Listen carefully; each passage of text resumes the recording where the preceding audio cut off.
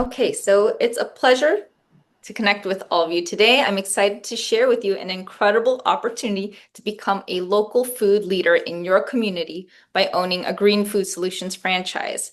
Green Food Solutions is co-founded by Mary Wetherill, the CEO, who has joined us today, along with the Director of Operations, Maggie Tosco. Hi, ladies. Thank you so much for being here. Mary and Maggie will answer your questions at the end during Q&A. I also would like to introduce William Huffine, the president of Quantum Franchise Group, and my assistant today. Before we get started, just a few quick housekeeping notes. We'll have time for Q&A session at the end, so please hold your questions until then. Feel free to use the chat box for any technical issues or to share your thoughts. William will be able to answer you for troubleshooting questions, but for direct questions, please wait until the Q&A with Mary and Maggie. William will also drop in the link throughout the presentation for this QR code that you see here that can take you to a form to submit a request to schedule a one-on-one meeting with Green Food Solutions for more information and receive a copy of their item 19. And finally, don't worry about taking any notes. We'll be sending out a recording of this webinar to all registered attendees. I'm your host and franchise consultant, Angela Yee, and I'm so thrilled to be presenting this exciting franchise opportunity with Green Food Solutions. They're not just a company, they're a movement pioneering farming as a service. This is a company dedicated to empowering a new local food system by bringing fresh, sustainably grown food directly into urban and suburban environments. Today, we'll explore how Green Food Solutions is revolutionizing access to nutritious foods and creating exciting business opportunities for entrepreneurs like you. So let's get started. So at Green Food Solutions, their core values put customer service excellence at the forefront, emphasizing accountability, friendliness, and a transformation-based approach to both personal growth and transforming the food system. First, why are they doing this? Because Green Food Solutions believes a new food system is crucial for our health and the planet's health. The current system with food traveling thousands of miles and the prevalence of packaged, processed, and fast food has led to a significant health crisis where 5 out of the top 10 leading causes of deaths in the US are directly related to diet. Additionally, unsustainable practices like the use of fertilizers contribute to environmental issues such as eutrophication, polluting waters, and creating ocean dead zones. It's killing ecosystems and needs to stop, and we need to stop feeding the world this way. Green Food Solutions' mission is to empower a new local food system with a vision to literally fill cities with urban farms that provide nutrient-dense, freshly harvested, and sustainably grown food. They are a farming as a service company. Every rooftop or indoor farm or garden can be empowered by the Green Food Solutions farm service or farm training to grow food for urban residents. They believe the future of farming is in the small and medium-sized farms. They do this for residential and commercial buildings, transforming spaces into on-site food production. Schools and nonprofit organizations where they can offer workshops and classes in agriculture.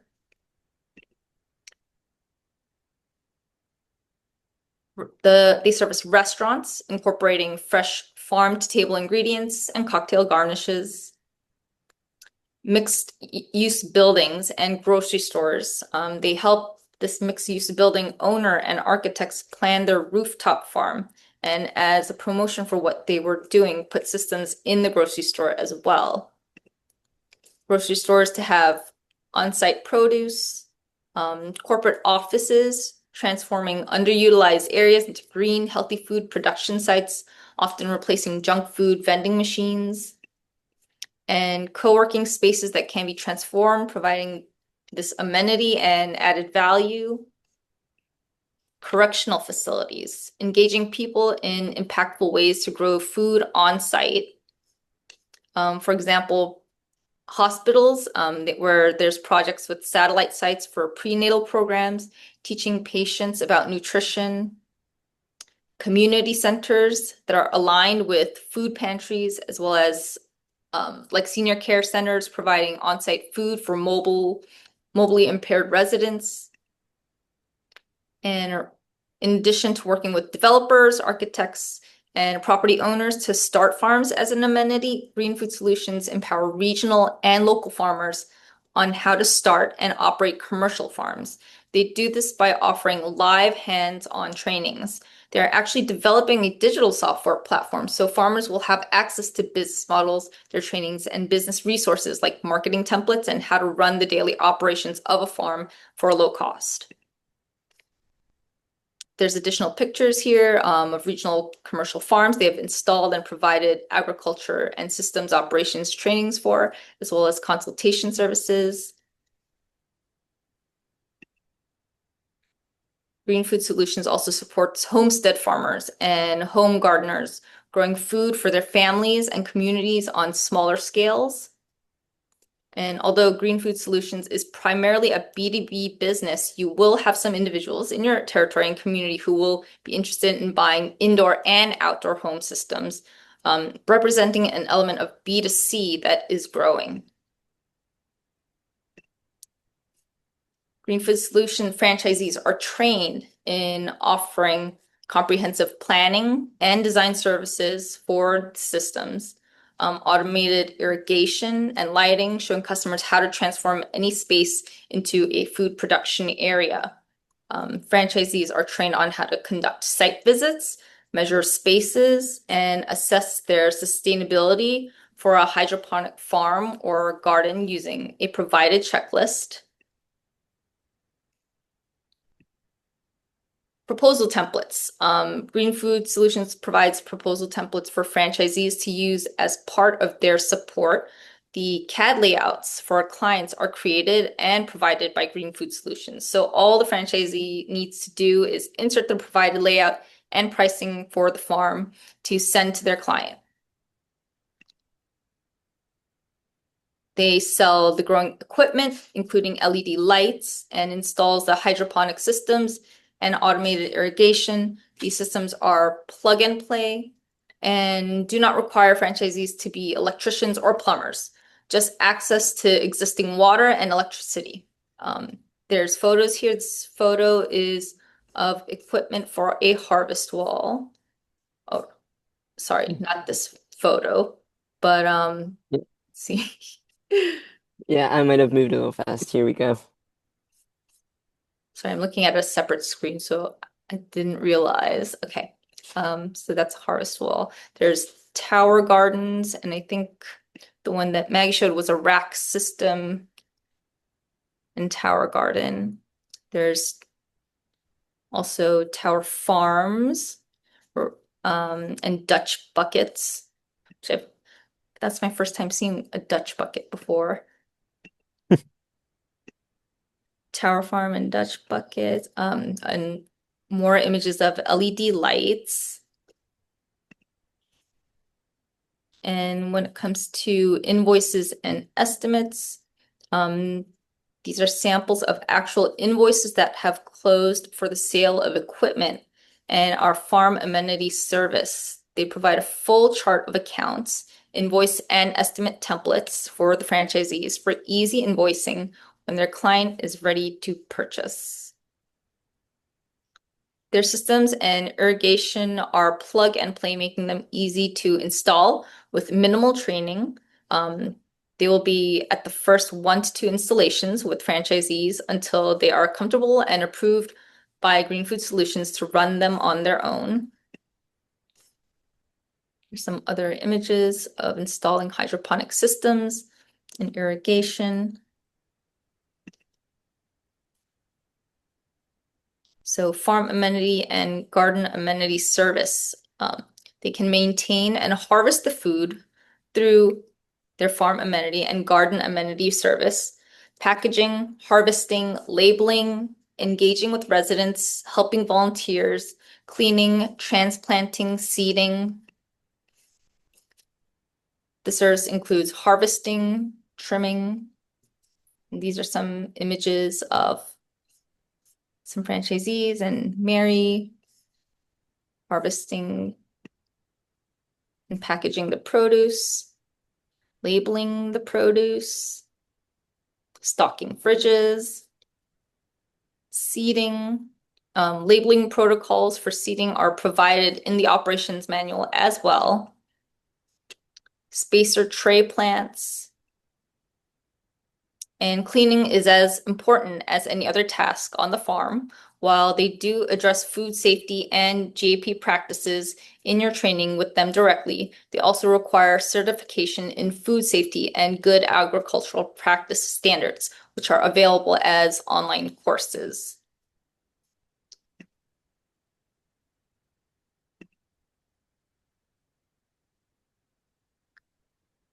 And part of the farm amenity and garden amenity services includes engaging with residents to answer questions about hydroponics and aeroponics, food production, and how they can engage with the amenity offerings. This is an opportunity for residents and community members to get to know their local green food solutions farmer and see how their food is grown. Residents can volunteer on the farm or garden to seed, transplant, and help with the harvest and package the food. There's some images working with volunteers. Raised bed amenity service.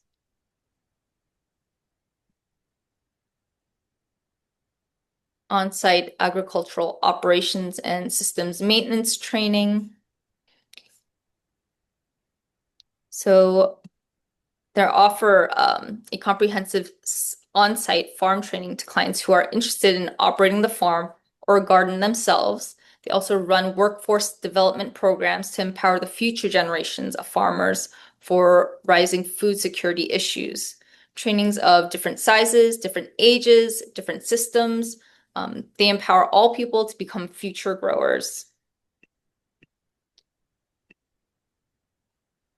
There's workshops such as Seed Your Own Herbs workshop, pumpkin carving workshop, succulent terrarium workshops,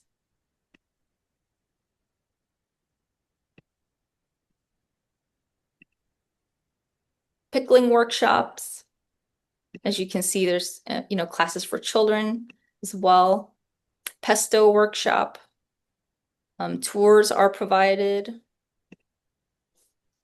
So when it comes to the products and services, there's hydroponic, vertical, aeroponic, and controlled environment agriculture equipment, farm and gardening supplies, installation, farm amenity service, garden amenity service, raised bed amenity service, agricultural operations and systems, maintenance training, workshops, tours, seedling services, all these services that can be provided. And what you do as a franchisee owner, you would mainly can either lead sales and outreach, managing a team of 1 to 2 growers as they build the business and acquire more farm amenity or garden amenity contracts, or be the grower themselves in 1 or 2 locations, then hire as they take on a 3rd, 4th, 5th, etc.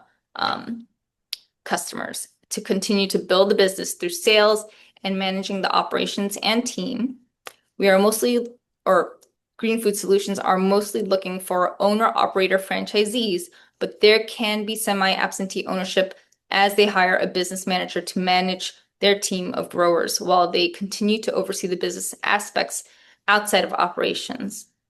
On the sales side, you would do outreach, book sales Zoom calls, and as you can see on the slide, lead sales presentations, conduct site visits, provide customers with proposals, follow up and close sales, provide customers with invoices and estimates, order equipment and supplies, schedule, organize, implement equipment installations, lead or co-lead trainings, schedule, organize and provide farm amenity or garden amenity services, including administrative setup of location dashboards and weekly gross sales reports. They have a CRM platform for managing sales, so franchisees can track sales through the processes. And let's see, what you do as a franchisee owner when it comes to the farm operations, it would be team management, farm amenity check-in meetings weekly, growers meetings weekly, staff communication with growers, emergency farm visits, communication with amenity building management regardless of schedules, events, supplies, contract renewals, etc., ensuring uniforms are worn at all off-site location services, ordering supplies, agriculture operations and systems, maintenance of each farm amenity and garden amenity location, dashboard data oversight, interviewing and hiring. They have a company that they offer for their franchisees to work with, and uphold core values. And of course, when it comes to administrative requirements, there's weekly and monthly reporting. Their Green Food Solutions provides unparalleled support. And in their support system, they provide lead generation support, sales call support, sales PowerPoints and scripts, social media management, marketing templates, including copy and photos, proposal templates, grand opening promotion support, technology support, and with the detailed operations manual, it provides establishing your business EIN, insurances, site selection, etc. Personnel, hiring processes, the interviewing process, employment law, job descriptions, marketing your business locally, brand specs, public relations, marketing strategies, operating procedures, and SOPs. And what they're going to ask from you once you do, schedule your one-on-one with them, they'll ask, how did you find out about this franchise opportunity? They're going to ask, what about you specifically makes you an ideal candidate for a Green Solutions business? What territory are you interested in? How are you planning on running the business? How much money do you have to invest in the business? Do you need financing? What are your goals for getting into this business? How soon are you looking to begin operations? And why are you interested in a franchise as opposed to an independent business? And do you have an exit strategy? So, are you ready to become a Green Food Solutions business owner? As you can see in the chat box, there is that link that we provided where you can scan or click on it, and you'll be taken to a page to provide your information to get a one-on-one call scheduled with Mary or Maggie to speak to them directly, to learn more about the opportunity, and you provided with the item 19. So now we can jump into the Q&A where Mary and Maggie can answer any questions that you may have.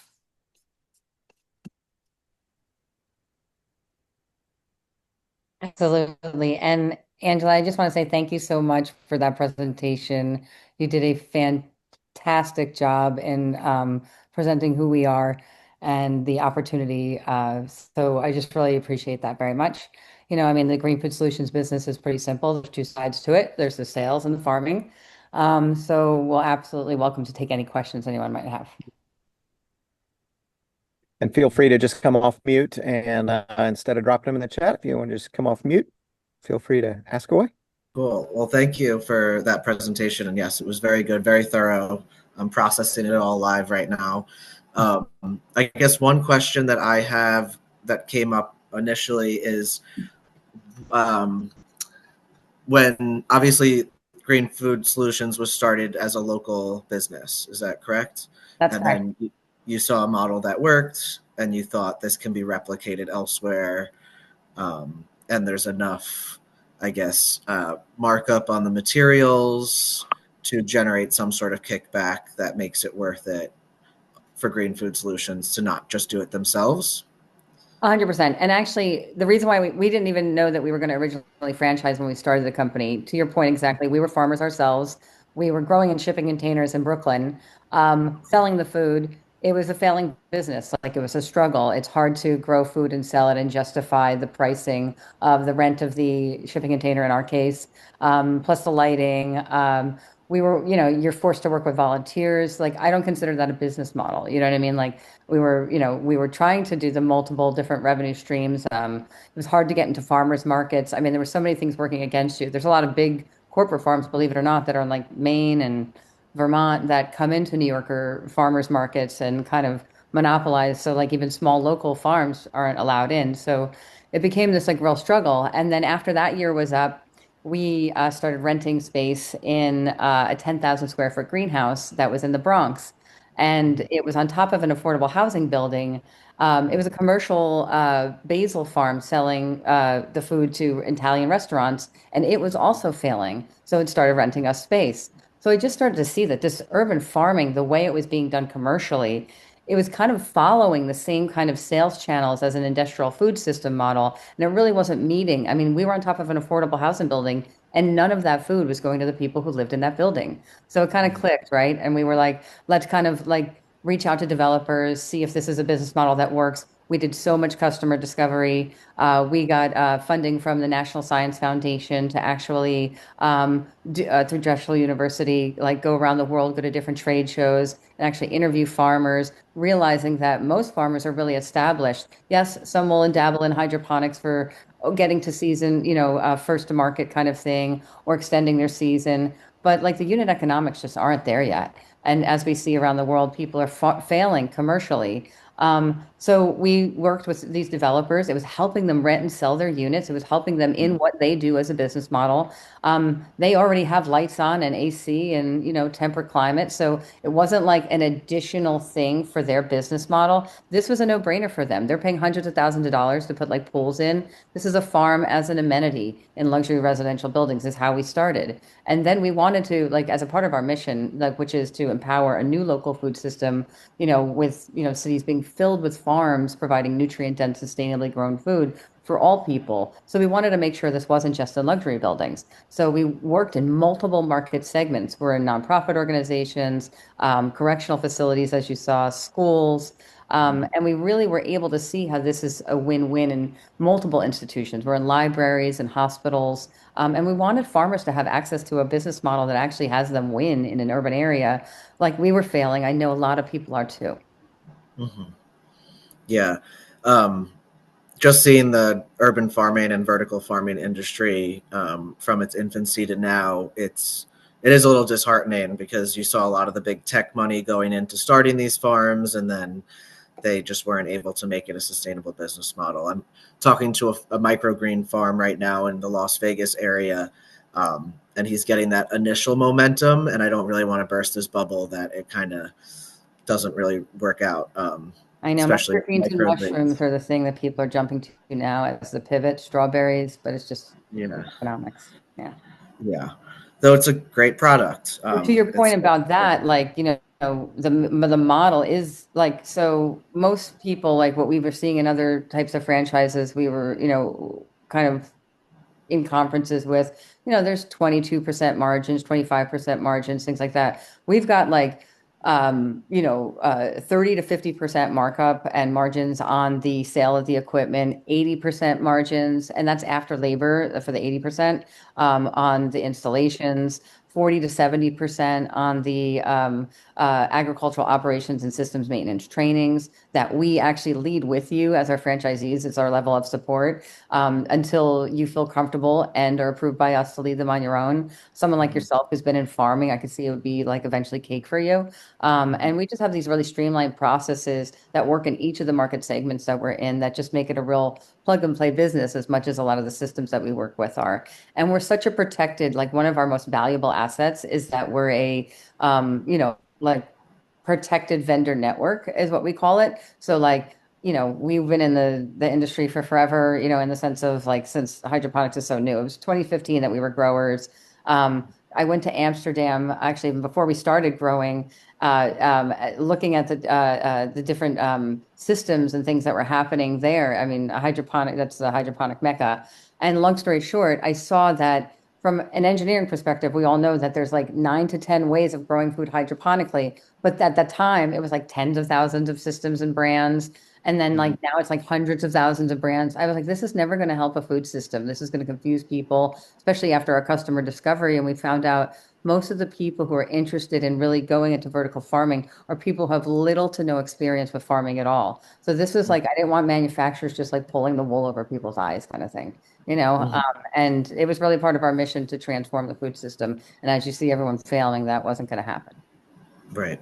And the systems, you have partners that you're purchasing them from? Yeah, so because that's the vendor network. So like basically because we've worked with so many different vendors around the world. Again, we were in Amsterdam, we've done projects with hospitality companies in Kenya. We have residential amenity buildings in Tokyo. But when we franchised, regulated by the federal government, we developed out our territory of Jersey City, proved Mhm. concept in Jersey City. We also have additional territories in Manhattan and Queens that are already built out, almost like a resale kind of a business where, like, if someone wanted to step into Manhattan, they'd already cover their ROI day one. So we have certain kind of resale scenarios that we can get into conversations with at another time and stuff like that. But yeah, did I Yeah, answer? no, to answer your question, Adrian, hi, this is Maggie. I know my camera's not on, but we do have that vendor network. So the Oh systems we yeah, sell thanks. are through our manufacturers. We are not manufacturers ourselves. We are a farming as a service. So you saw that long list of services we provide. One Mhm. of them is not manufacturing. So as Mary's explaining, our secure vendor network, as we were regulated with our FDD, we've created, contracts amongst our vendors for one drop ship, so there's no warehouse needed or anything like that. All the companies we're currently working with are based in the US, so from Tennessee to Colorado. That's been a big plus so far. And then we have non-circumvention and locking in our customers. So if you're working on a project or our franchisees are working on a project, we have brand protection through the Green Food Solutions brand over those And really customers. what that brand protection means is like our vendors have signed on to like non-circumvention, non-solicitation, and so like and project protection. So that's a huge thing. So basically like if any franchisee is working with a developer starting a project or a nonprofit director to put a farm in their institution or something like that, and then like we have zero national competitors, but they will come, right? So as that happens, if anyone were to bid on that project, it's protected to a Green Food Solutions franchisee or corporate office project. And we submit, like basically franchisees will submit a weekly report to us of any new customers that you're even working with. If you sent them a proposal or have done a site visit, you put them on that, or even actually led a presentation to them. You put them on that Excel sheet, you email it to us, and we make sure all the vendors have that. So they actually check those lists. So if anyone kind of comes in, and it's kind of funny because the industry. If you've been to any of the trade shows, everyone talks. We've been really close. Like I know them all. We work with Crop King. We work with people all around the world, but we work with the ones for the franchise that ship from within the US for obvious reasons, just so that shipping's not a barrier. But they all have joke around with us saying like, "Oh, we're never going to offer a contract like that to anyone ever again." So it's going to be a long time till like a competitor comes up with the ability to sell your lights, and then when you're handing CAD layouts to your clients, and you're way ahead of the game. Mhm. And so, with that, are you, I guess, only interested in hydroponic systems? And would you ever consider in the future manufacturing your own, being that a lot of those are heavy plastics, kind of bulky, etc.? So we like to keep the business model really lean. We've been asked our entire career since 2015 because we hacked these freight farms that we had, these shipping containers, and we were a part of a program that was supposed to be an accelerator. It was Silicon Valley coming into New York. It was actually spearheaded by Elon Musk, but it was basically ended up failing, and we almost were on Politico with them. But long story short, we were actually, can you like redirect me? I do get very off track on sometimes, which is the You're thing. good. So asking about the potential for soil-based farming Oh, and yes. Yeah. manufacturing your own systems in the future, because Manufacturing our systems, we've hacked all of the systems out there in the sense of like knowing like where plumbing has existed for centuries and where high tech is needed, but like not always overdone in a lot of cases, which actually is a lot of the prohibitiveness in the commercial aspect of things for unit economics. So we've just chosen not to make a system. It's Mhm, not the route we want to go. mhm, We would rather farming as a service is something mhm, that we really think is like we believe in it. Like we believe that that's the next thing for farming in cities. So I don't want to sell products. We work with people who sell products. They see that we're a great sales channel to move their products through this new food system, but that's not the direction we want to go in. Mhm. We do what's it called? Work with other systems. As we've gone to many trade shows, there's raised beds. We have done these raised bed amenity services where sometimes residential buildings already have raised beds or containers, and then we help them utilize them and things like that because we really are looking to tap into these unused spaces and transform them. And most of our farms are indoors now because we found that with tall buildings and the whole world urbanizing, believe it or not, a lot of these rooftop spaces that many people think are the most unutilized spaces end up being liabilities for a lot of developers. And we train our franchisees in why that is through why we've done all these customer discoveries. And we work with developers. Lead generation is something we're also really known for, as well as our vendor network, secure vendor network, because these developers have gotten to know us and they trust us and they refer us to each other. And they're waiting for us to have these service providers in Philadelphia and Atlanta and Chicago and Dallas and like that. So what we do with our franchisees is when say they want a certain particular area, we talk to our developers and we say, what are the properties do you have in that area? And we help our franchisees quickly meet their ROI. And I don't know if you're paying attention to the invoices that Angela had shown, but average ticket items. And, when we say farms and gardens, these are small size farms and gardens. So from a maintenance perspective, it's really manageable, averaging 2 to 7 hours per site. So you can see, a grower could see two a day, one or two a day, depending on the size of the farm. But yeah. And I could talk about this forever. So I don't know if there's any Yeah, other. so can I, but I have a lot of things popping into my head that I feel like would be best for a follow-up conversation. But one of my just career mottos so far has been that kale can save the world, and then also it's been about incorporating nature into the built environment. So I asked about other systems because my mind just goes to how can we bring plants into this space? And sometimes the towers or a hydroponic setup aren't always the path of least resistance. And yeah, my entrepreneurial spirit just has it, kind of designing within the limitations of the spaces, and that kind of We do creates. have it built into the overall model that if there's any suggestions, because exactly, the world is urbanizing, spaces are different. We work with multiple hydroponic systems. We work with everyone in those trade shows. So we could customize an entire room if need be. Most of these customers, as you'll learn, they like the more plug and play things. It's actually more affordable. There's a lot of reasons, and things like that. Liability reasons and things like that, warranties, as opposed to a DIY system and all of the above, right? They're not looking to make some proprietary kind of work. So, and then just the quality of the systems that we work with and the injection molding. I mean, they've put millions of dollars, these manufacturers have done that business to put millions of dollars into that. I don't need to be the jack of all trades and be the manufacturer and be the service provider and be, you know what I mean? The business is lean and, its numbers are there. Cool. Yeah. And Well, I I can, love everything that I'm hearing. I obviously I saw that there's a like 125,000 investment requirement by the franchisee. Did I read that correctly? I just was skimming over things. Yep. So there's we ask for a $50,000 liquid and overall net worth 150. And what's the item 7, Mary? It's 90,000 or it's close to 91 to about 134. It's 133 and something.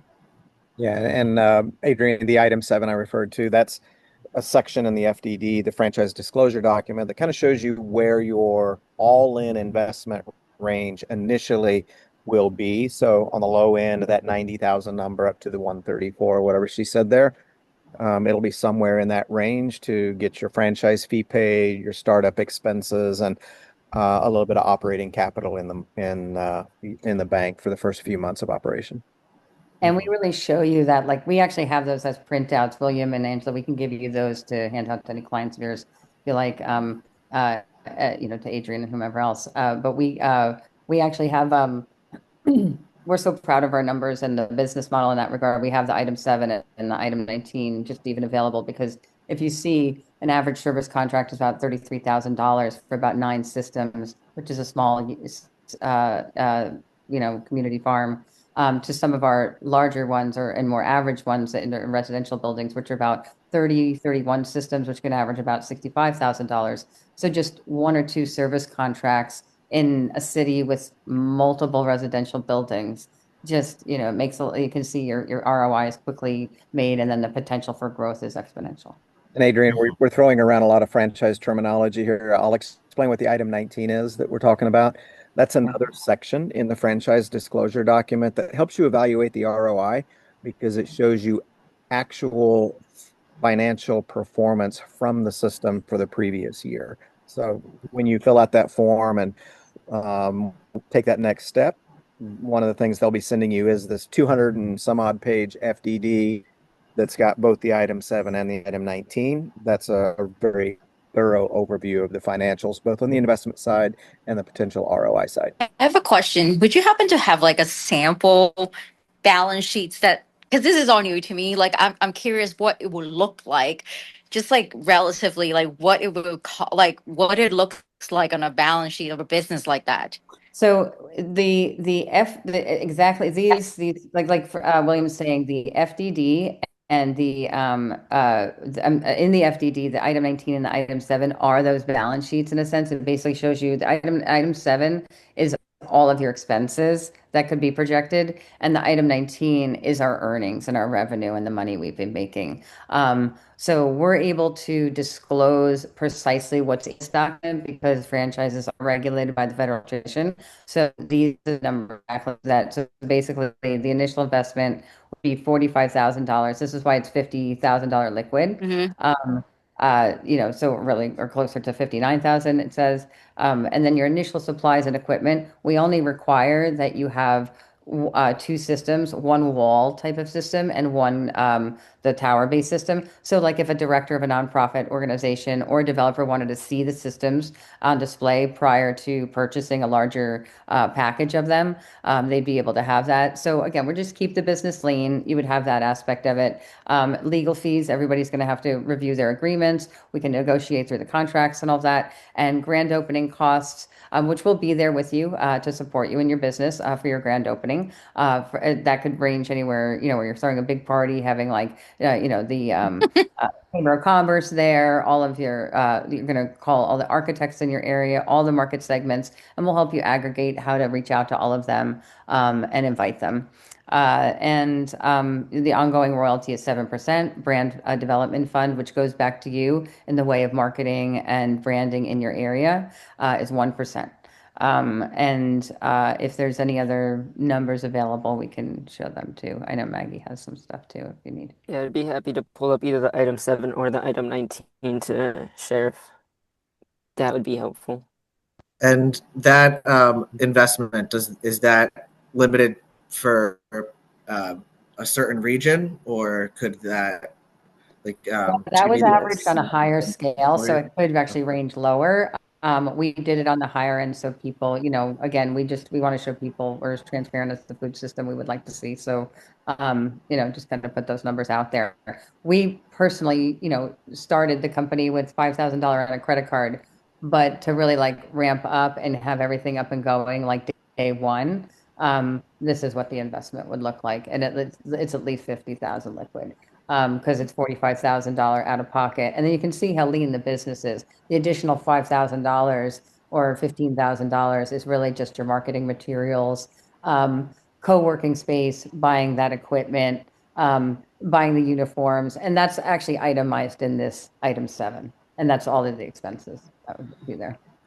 I asked because with my previous company, I've done legwork, develop relationships in multiple cities around the country. And so just wondering if that investment would allow for multiple regions or just one region. Yeah, no, that makes sense. So the for the territory, so the multiple. Go ahead, Maggie. Did you want to answer that? I could. That's for a single territory. So for a single territory, our initial franchise fee is $45,000. The territory is based off population. It's actually based off of our corporate territory, which is Jersey City. So our territory ranges from 275,000 to 350,000 people. So we would look in, you were mentioning a few different cities. Let's say you're from New York, Manhattan. We would connect the zip codes and the territory, the population within those zip codes to equal a full area that ranges from 275 to 350,000 people. And that would be your area to sell. For every additional to territory up to three, we lower the initial franchise fee. So if you were to buy two territories, that second territory is then 40,000 instead of 45,000, and then it goes down to 35,000 for the third territory. So you could have multiple territories all connected. Gotcha. That is a larger So, population. There's about 5 for territories in example, Manhattan. sorry, go ahead. I didn't mean to cut you off. No. Just there's about 5 territories in Manhattan. Okay. So with just to reiterate, so Staten Island being over 500,000 people would require 2 territories. Is that right? Yes. Okay. Yes. Gotcha. And it can go into another area depending like on waterways. Mhm. You can cross a waterway too. So we could play with the maps. We have software that helps us aggregate even to say like if it's a viable territory or not. So like as we've been mapping out cities across the country to see Mhm. what are most ideal for our green food solutions business to be successful in, there's a software that we use to literally locate all the different market segments in there. So we'll look at your territory, we'll explore it with you. We'll see exactly how many schools, exactly how many hospitals, exactly how many residential buildings, and like that in that area to kind of scope it out ahead of time as we're planning our territories together. How are you gathering those data sources right now? That is through a software that we use called Smappin. And there's also other software. It's mostly for emerging franchisors like ourselves. But as we scale and grow in the franchise business, we'll use other types of tools as well. And will those data be provided monthly as, part of the franchise fee we paid? It's actually not something that's currently included in the support that we provide, but I don't see why not. Well, We can well, actually do snapshots of yeah. territory. What we will provide to you at the beginning is we'll actually print a report. So once we define what your territory is with you, which is one of the first steps, and even before grand opening and everything like that, is we define which territory is yours. Mary and I will run a report on all the different market segments in the area and provide that to you up front. They do update the software now and again with, various other technologies out there, Google Maps, any census updates, things like that. So when we're notified that there is a software update that would directly impact the market segments we're in, we would of course print another report and provide that to you to continue supporting you and, finding all those new business opportunities. But that's really a report that comes right to your hands almost day one, even before you open, so you know where to start hitting the ground with that local marketing. Yeah, I guess the roots of that question comes from like buying any properties, right? Like the comms report, right? How would I know what is the right area I want to go into, right? So, We would help you with that as well. And that's also in that beginning of finding those territories. Mhm. So we, depending on where you live, we can help run those reports across different territories in your area. And then you could choose what works best for you, both from a commuting perspective, because we are a service company. So you would want to be close enough to service. But also that has all the market segments within them. Mhm. And that's a good point, Maggie, just from the service side of things. We do look for owner operator type, business owners. However, we do, like myself, it can also be semi absentee, as they say, as I'm learning that lingo. They say that basically, or more or less like myself, I haven't worked in the farm amenity or garden amenity locations. But I manage the managers who manage the team of growers at this point. So you're still kind of in the business, but you're not in the operations necessarily. But franchisees have the option to do both. Some people love to be in the operations and want to actually, keep it even leaner, right? Do the growing themselves as they acquire new locations and then hire. Or you can just hire immediately and manage your team of growers. So I guess and I'll probably and my apologies for being late, and I definitely will go back to the recording. So I guess I understand that the franchise is to provide services, but is the objective is to provide to actually help others to develop their farm, and that's more into like sort of selling, because I'm in technology, so I'm thinking about SaaS. Like we're selling, service, technology as a service. But uh, like I'm just trying to figure out like how are we doing selling farm as a service? Like are we selling them the skills and how to sustain their own farm? I think that's what I have in my mind right now. Because to be frank, I'm not good at sales. Like I've been sold all day for technology stuff, but I'm not good one that's good at selling. So I'm just trying to like sort out, is this something that I really want to get into? My desire is to bring something into the community. I grew up in Queens, and it's a especially in Amherst where I didn't grow up in Amherst, but my mom worked in the Amherst Hospital, and it's a very diverse community. There's a lot of immigrants, and so I really want to sort of contribute back to that community where I see a lot of immigrants coming in, and and so I want to be able to do something there to help the immigrants out and giving them, providing them opportunity. So that's my goal. So and that's where Angela reached out. She's like, do you want to do something, to contribute and help out the community? So you got me, Angela. So No, that's really and- awesome. And that's a great question because honestly, that's where my heart was too inside of this. We did actually work with luxury residential buildings because we needed to get those contracts. And that was where we were able to, where the first bite was. And then we brought it to nonprofits and schools, and like that. But you're absolutely right. So I would say, like, we're in correctional facilities in Queens right now, and we also are in community centers that are aligned with senior centers with mobilely impaired people. We work with veteran community centers. So what that looks like in a Green Food Solutions business for you is working with the nonprofits and aligning with those immigrant nonprofits specifically. So you could actually help them. Why this actually helps nonprofit organizations is because they're already aligning themselves with third-party organizations to work with food initiatives or food pantries, or some of them have like food hubs where like it's like chef or culinary programs for workforce development in the culinary fields. Mhm. So these farms and gardens, because we provide the free planning, so for you, that's just an email to us with what the site visit is, the dimensions of their space, that nonprofit space, Mhm. and then we would send you that CAD layout and you're emailing them the proposal and you're kind of interacting with that nonprofit organization. It is a sales position, but you are just kind of, like you said, reaching out to your community, which in a way is sales. You're kind of promoting something positive for that nonprofit organization, or that residential building or that school. That is something but that's how that would work essentially. Because they basically, when we give them the invoices and it's an itemized of what it would cost to put the farm in the building, how much our service would cost, whether they wanted to pay for training, like if they wanted their team or staff to run the farm themselves.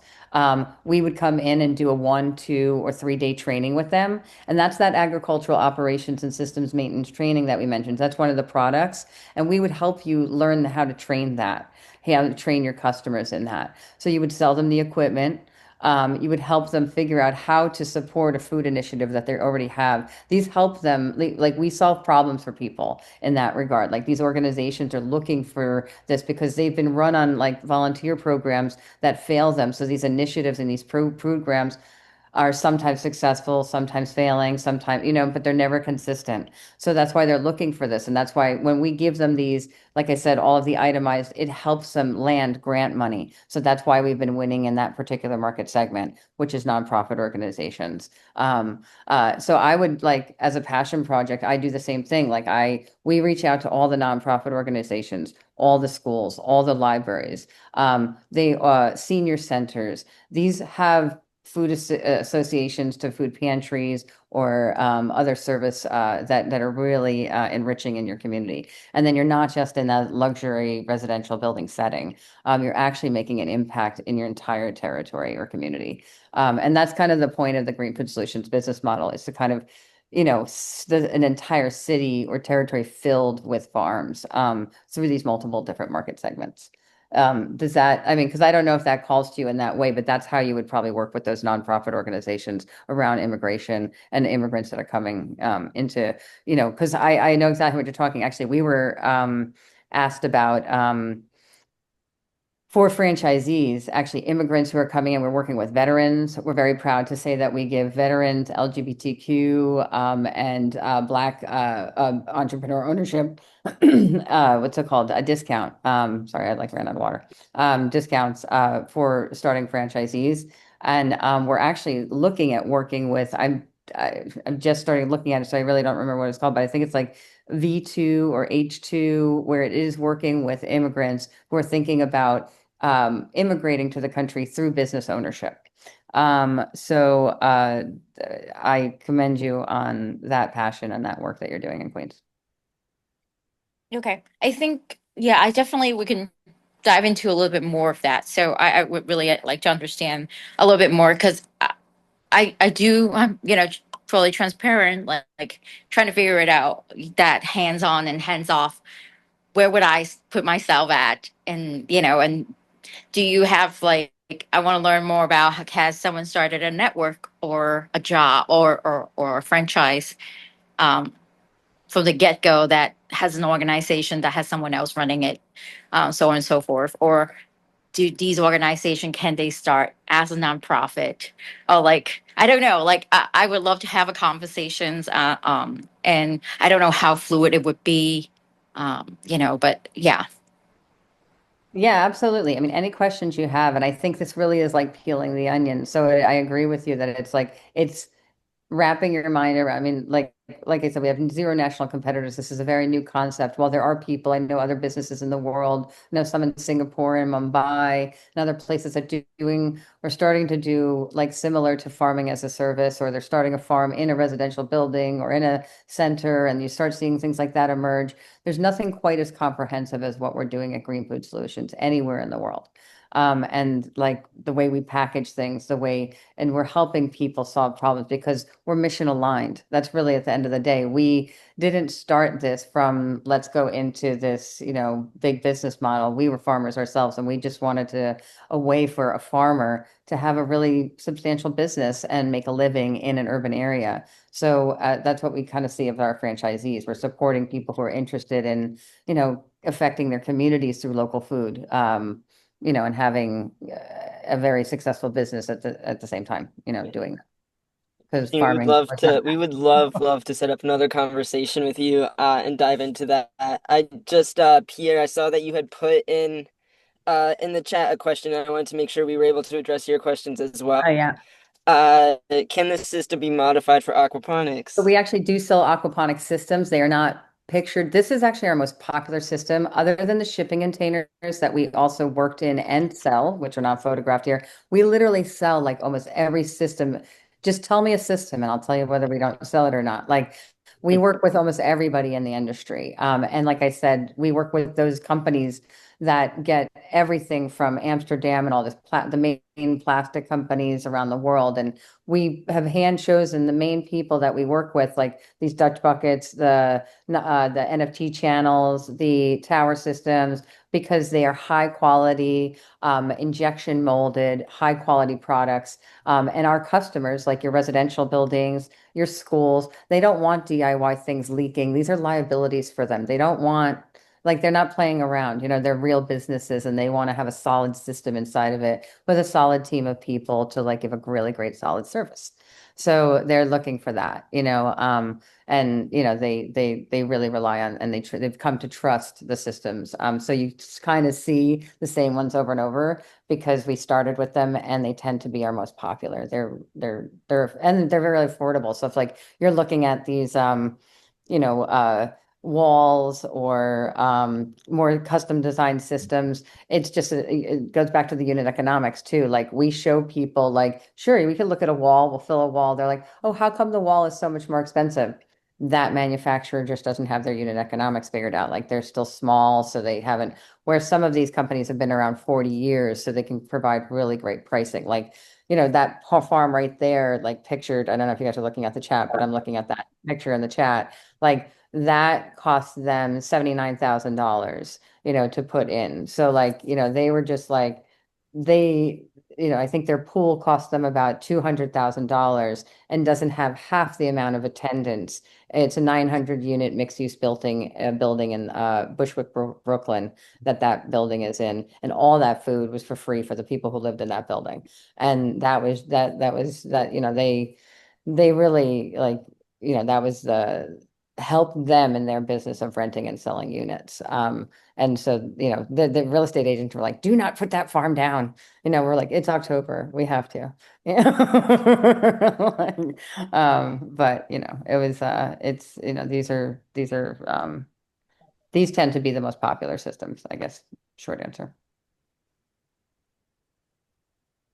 Thank you so much, Mary and Maggie. And thank you everyone for joining this call today. Make sure you either scan this code right here or click on the link provided in the chat, or you can submit your request to schedule a one-on-one with Mary and Maggie to ask more questions, get the actual item 7 and item 19s and the unit economics emailed to you, and continue this conversation.